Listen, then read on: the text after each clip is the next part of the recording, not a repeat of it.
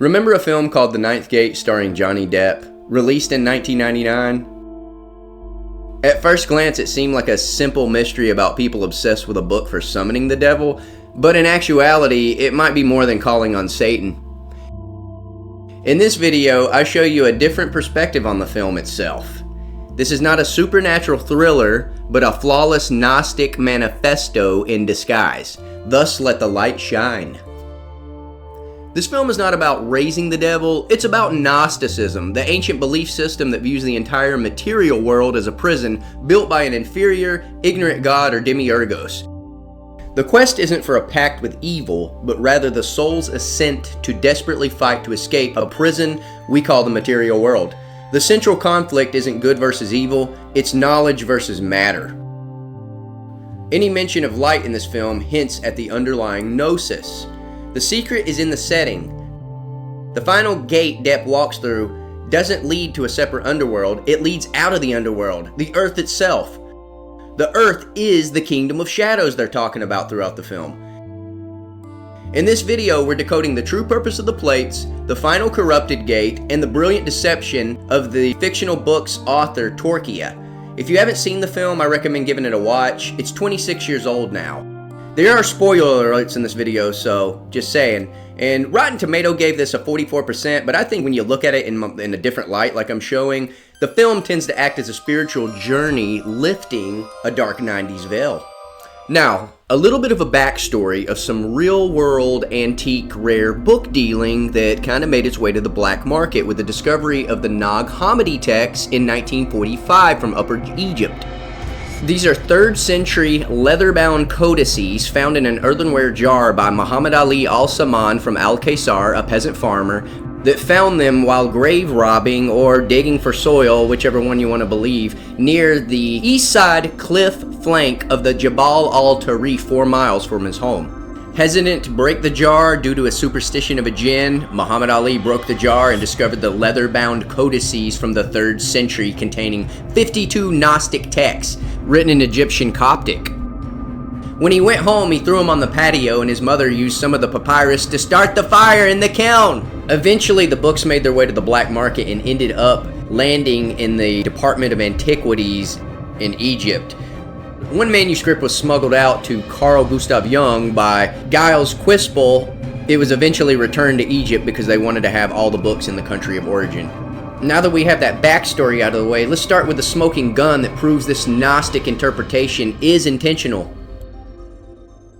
We begin with the historical location. The final ritual occurs at an ancient castle ruins in France, Chateau de Puivert, a location famous for one reason.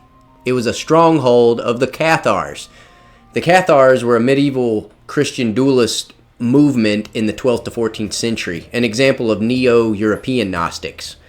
The smoking gun reveals that by filming the final climactic ritual at a location soaked in Cathar neo-Gnostic history of southern France, Polanski is telling the intellectual viewer, this film is not about a normal Judeo-Christian devil. It is about the ancient struggle between spirit and matter, as in Gnosticism, knowledge versus matter. They were alternative Christian punks. The name Cathars derives from the Greek word katharos, meaning pure or clean, reflecting their adopted ascetic lifestyles, rejecting materialism and the Catholic Church's sacraments. We journey to southern France, basically known as the land of the Cathars with all its castles. To trace these events and tie them to the film, the area possesses some of the most important castles in France, from Carcassonne to Les Tours. There exist many castles such as Chateau de Minerve, Cessac, Termes, Darques, and Puivert. When conducting this research into the history of the Cathars, I found one more castle, Chateau de Foix, that appears similar to the one in the first engraving in the film, owned by Baroness Kessler.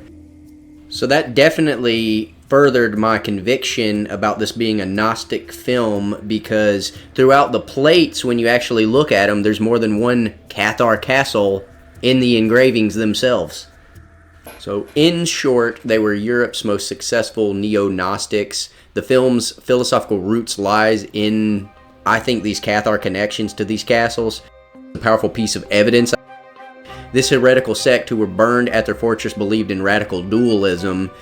The most ruthless and well-known example was that of Montaigne. The philosopher Voltaire opined that there was never anything as unjust as the war against the Albigensians. Cathars were known by the Catholic Church as the Albigensians, by the way, after the town of Albi. The Cathars originated from an anti-materialist reform movement within the Bogomil churches of the Balkans. That's why I actually kind of think that Balkan's name isn't so coincidental, you know.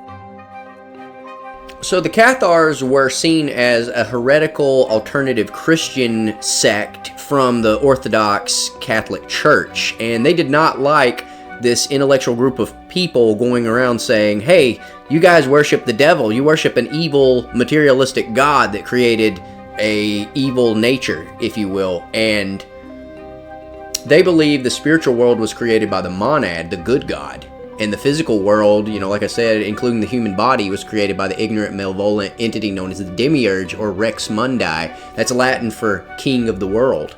The Cathars believed in two fundamental forces: good spirit and evil matter. That's the dualism, spirit versus matter. They rejected the material world, our bodies, money, possessions, as evil. They saw the body as a prison for the soul. This is where we come to die. This is the world Corso inhabits, a world of greed, bribery, wealth, and relentless material obsession. The kingdom of shadows, like I said earlier. It's the prison of matter, or Hyle. And the Demiurge's archons possess people who guard the spiritual escape route and accept the material world. Torchia, in the film, the book's author, was a genius.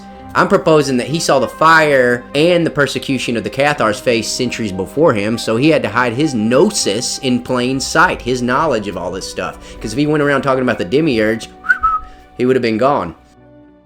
This makes me think of the Gospel of Thomas found in the Nag Hammadi library. There's a quote by Jesus saying, "Know what is in front of your face, and what is hidden from you will be disclosed to you. For there is nothing hidden that will not be revealed." Even though he would be burned regardless, devil or not, being from Italy near South France in the 17th century, Torchia probably had a fresh understanding of the Cathars and other Italian Cathar sects such as the Patarines, who hid this same gnosis due to persecution they all faced by the Orthodox Church. Aristide Torchia's greatest deception lies in the structure of the plates themselves.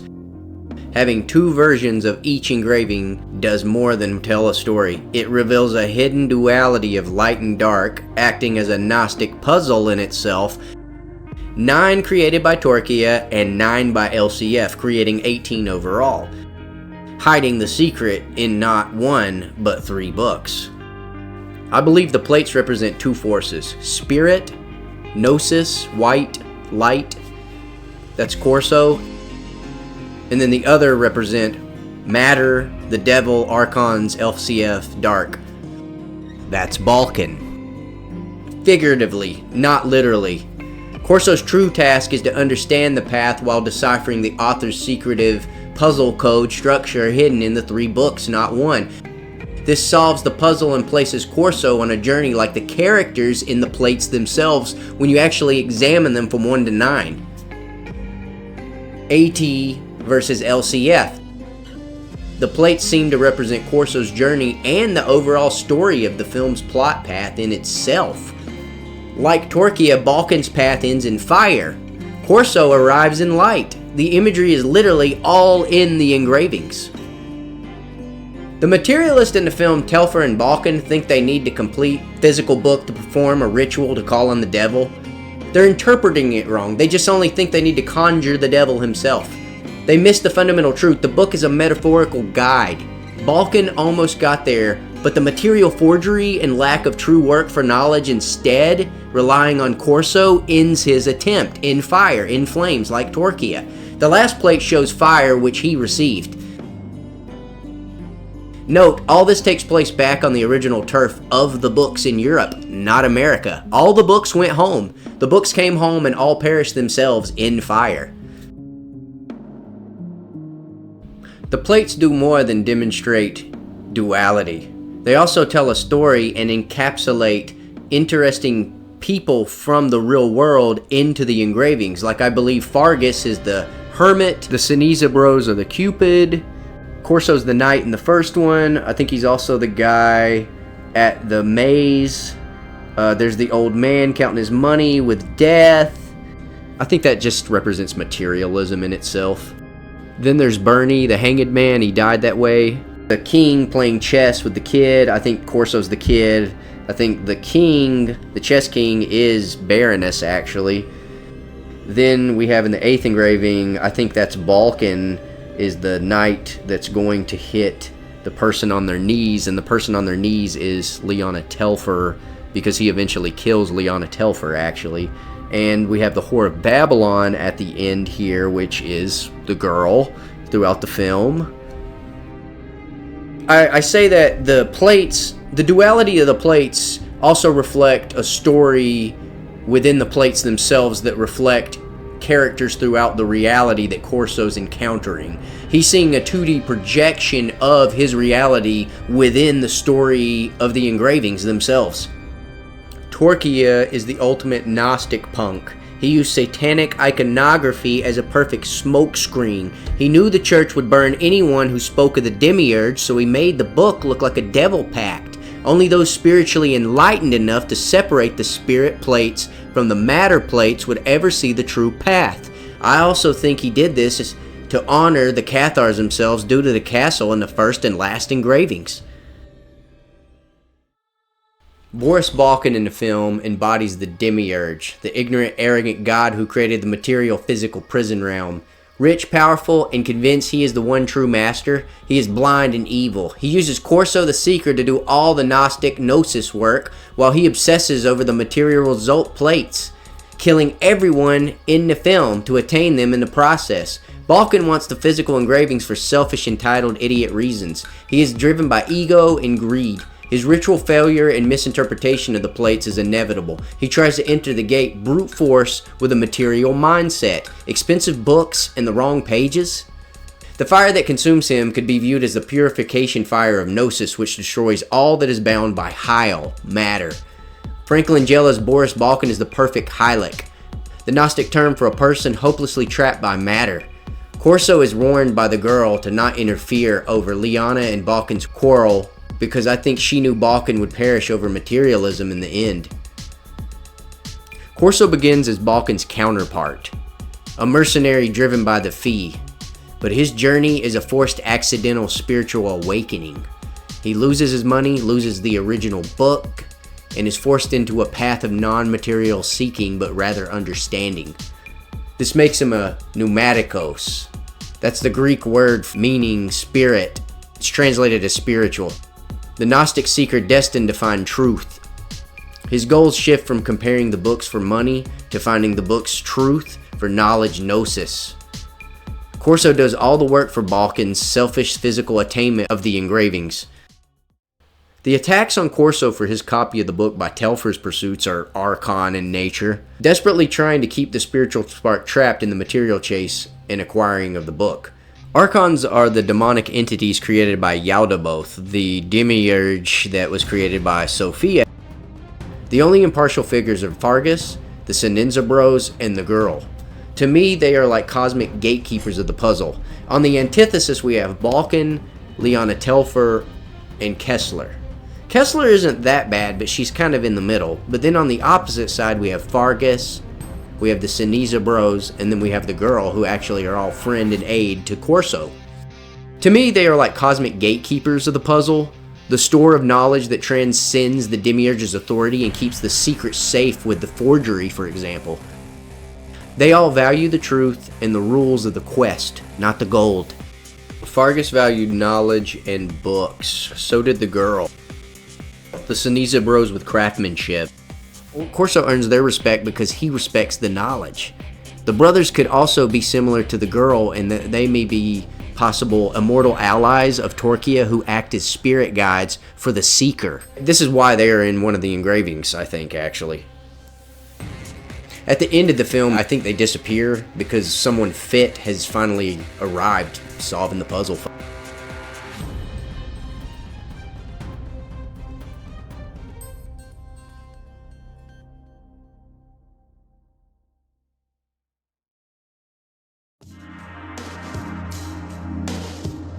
The end is defined by the divine feminine. The girl is the film's representation of Sophia, divine wisdom, the guide to transcendence. This can be seen by the snake symbolism throughout the film. That's what I think represents Sophia. The girl in the film leads Corso. She protects him with powers outside the material law, and she ensures his complete final step. A Hieros Gamos, or holy sacred marriage, occurs when she kisses Corso and gets down at the end. Sophia is a key Gnostic figure who guides the divine spark in humanity back to the light, the monad, similar to the girl guiding Corso. It's honestly perfect. The final powerful image is the Whore of Babylon. Torchia put her here, I think, as the ultimate provocation, a final punk nod to the Orthodox Church at the time, which controlled everything. She doesn't represent the end of the world, she represents the final glorious collapse of the material gates. She marks the final moment the spiritual seeker, purified by the destruction of the physical book in fire, can step through the last barrier. Plus, she likes books. Corso achieves gnosis by the end of the film, ascending from the kingdom of shadows and entering the blinding pure light of the Pleroma, a world where the demiurge's laws of matter and gravity simply don't apply.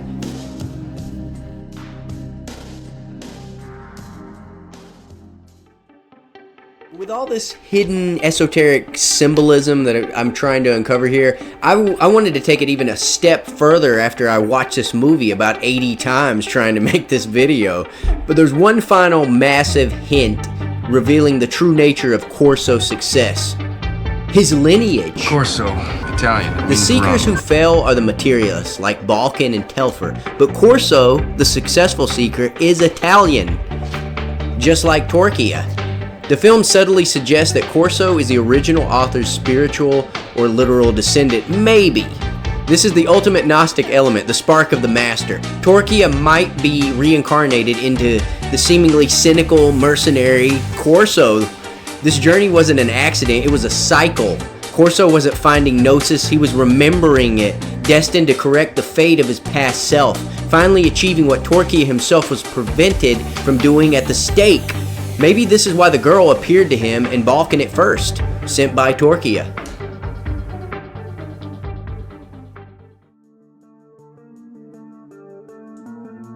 Let's look at the failure of the materialists. Liana Telfer, Balkan, and to a degree Baroness Kessler. They were Hylics, obsessed only with the physical book and the material ritual of summoning Satan physically. They destroyed themselves because they were blind to the truth. They sought power in matter. But Torchia's map leads only through gnosis, knowledge. The puzzle was designed to eliminate the unworthy. The true genius is Torchia, the Gnostic punk, very misunderstood by his modern followers. Torchia's art is gnosis. His book is a brilliant double-cross manifesto hidden behind satanic symbols, a punk-like performance, medievally speaking, using religious iconography, Satan, the Whore of Babylon, to hide the real secret of transcendence and gnosis. I'd like to think of the Ninth Gate as an ultimate art object of the occult with psychic manipulation. The Whore of Babylon isn't the end of the world. She's the final signpost declaring the destruction of the material gates, the collapse of the system the demiurge built. Corso, the chosen vessel, walked through the fire, passed the final test, and completed the journey that began with the Cathars. He achieved gnosis and ascended to a reality where the rules of the material world no longer apply, transcending the Ninth Gate. Conclusion is that 1. The engravings represented the story and the path that Corso was experiencing in 3-dimensional or 4-dimensional real time. They were just a representation or a simulacra of his actual journey in and throughout the Kingdom of Shadows, trying to attain gnosis, like the book was trying to teach him. The books conceal the secret of Sophia, created by Torchia to hide that she's possibly guarding the Cathar castle, and I conjecture that Torchia possibly ventured there, met Divine Sophia, and created the Ninth Gate book, as we're seeing it now as the Gnostic Punk Code. The book contains this in the engravings, which are code for the 9 gates, spirit, matter. Each engraving represents the progression of the story and the events as it goes along. Well, that concludes our descent into Torchia's Gnostic punk code theory. The Ninth Gate isn't just a film, it's a manual for those who know how to read between the lines, especially with Gnosticism. If you appreciate this level of deep dive research that I've created, please help support my channel by hitting the like button and subscribing. It's the best way to ensure we keep uncovering these hidden structures together. I'm curious, did you catch any details in the engravings I missed, or do you have a theory of your own on Corso's final steps? Drop a comment below and let's get into it. Thanks for watching, and I'll see you in the next chapter.